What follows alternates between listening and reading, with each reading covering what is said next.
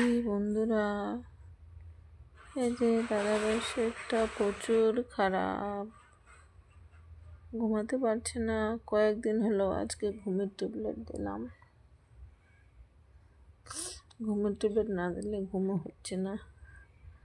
এখন একটু ঘুমোচ্ছে। হাতের মধ্যেও ফিস্টুলারটা প্রচুর ব্যথা হচ্ছে, খুব কষ্ট হচ্ছে। দয়া করে সবাই একটু আমাদের পাশে থাকবেন।